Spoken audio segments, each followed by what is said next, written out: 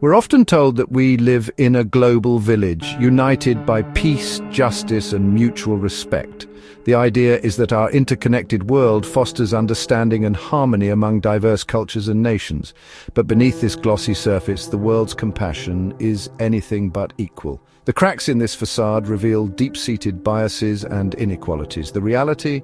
Global justice is selective, and Muslims often bear the brunt of this bias. In many instances, their struggles and suffering are either ignored or misrepresented. When Muslims are victims, the world looks away. Their plight is met with indifference, and their calls for help often go unanswered. When they resist, condemnation is swift and loud. The narrative shifts, painting them as aggressors rather than victims. This isn't a fringe theory. It's visible in international diplomacy, media coverage, and the silence after atrocities. The bias is systemic and pervasive. From Gaza to Kashmir and the halls of the UN, a troubling pattern emerges. The value of a life seems to depend on faith and geography. This selective empathy is a stark reminder of the world's double standards. Islamophobia, overt or subtle, poisons global politics, making some victims more worthy than others. This prejudice shapes policies and public opinion.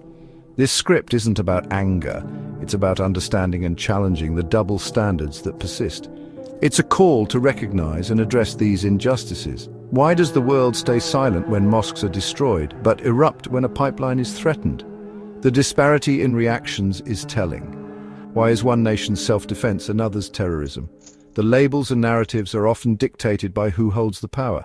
By confronting these truths, we can start dismantling the prejudice that shapes the world's response to conflict. Only then can we hope to build a truly just and compassionate global community. Gaza is a masterclass in global hypocrisy, exposing the uncomfortable truths about how the world chooses which tragedies to mourn and which to ignore. Since October 2023, over 35,000 Palestinians have been killed. Entire neighborhoods have been reduced to rubble, and children are left starving and traumatized. Despite the scale of this humanitarian disaster, the world's response has been shockingly muted, with many governments and institutions offering little more than words of concern.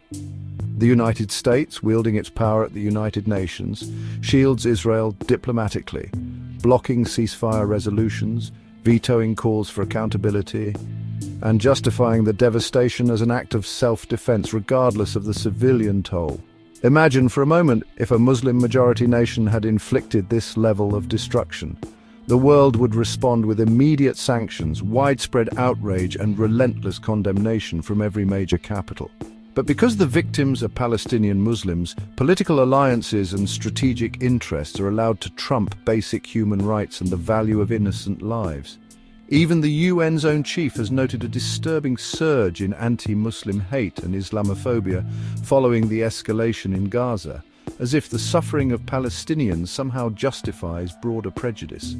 The narrative is always the same. Muslim suffering is a tragedy to be pitied, but any form of Muslim resistance is quickly labeled as terrorism, erasing the context of occupation and oppression. This double standard not only perpetuates violence, but also sends a devastating message to an entire generation that their lives are worth less in the eyes of the world. The world's attention only sharpens when Muslims are no longer victims, but are instead portrayed as aggressors, further fueling stereotypes and deepening divides. This isn't just about Gaza. It's about a deep-seated prejudice that shapes global perceptions, policies, and ultimately the fate of millions. Until this changes, and the world holds all nations to the same standard, true justice will remain out of reach for the people of Gaza and for so many others. Now, let's talk about Iran. For decades, Iran has been at the center of a global debate, its every move watched with suspicion and alarm. The world panics over Iran's nuclear ambitions, imposing harsh sanctions and constant threats, all in the name of global security. The narrative is always about preventing catastrophe, but the reality is far more complicated. Yet Israel's undeclared nuclear arsenal faces no scrutiny, and the US itself holds thousands of warheads with barely a word of criticism from the same international community. The double standard is glaring. Some nations are trusted with ultimate power, others are not, especially if they're Muslim or challenge Western interests.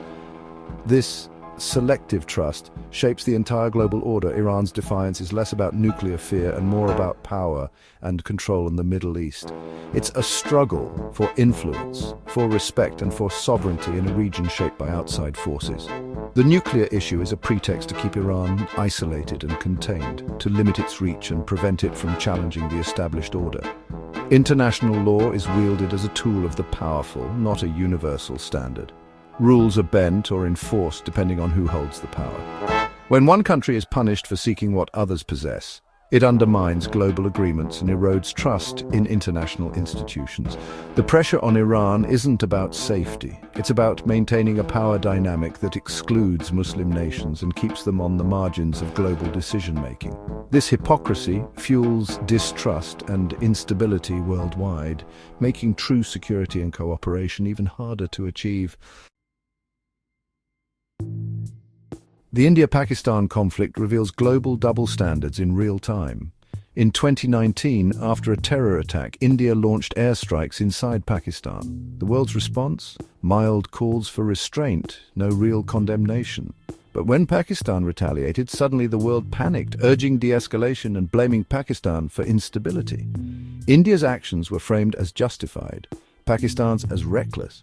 The narrative always fits a pre-existing bias. Muslim-majority nations are scrutinized, their suffering sidelined. After a 2025 attack in Kashmir, India's rhetoric intensified and anti-Muslim sentiment surged, with mass detentions and home demolitions. Yet the world focused on Pakistan's responsibility, not the oppression of Muslims. Internal crackdowns on Muslims receive little scrutiny compared to border tensions. The message is clear: Muslim suffering is a footnote, their actions the headline. This bias shapes international perception and policy. Until it's addressed, justice remains selective. Kashmir is a testament to global selective amnesia. For over 75 years, its people have endured conflict and human rights abuses, yet the world looks away. In 2019, India revoked Kashmir's autonomy, imposed a lockdown, and silenced dissent. The global response? Silence. Compare this to the swift sanctions after Russia annexed Crimea. Kashmir's plight is ignored to protect economic ties with India. The suffering of Kashmiri Muslims is dismissed as an internal matter. After the 2025 attack, repression worsened, thousands of Muslim homes demolished, activists silenced. When the world signals that some rights are negotiable, it emboldens oppressors. Kashmir proves that in global politics, some wounds are allowed to bleed, especially when the victims are Muslim. The United Nations was meant to be the world's conscience, but on Muslim issues, it's often a bystander. The Security Council's veto power paralyzes action, especially when the US blocks resolutions on Palestine.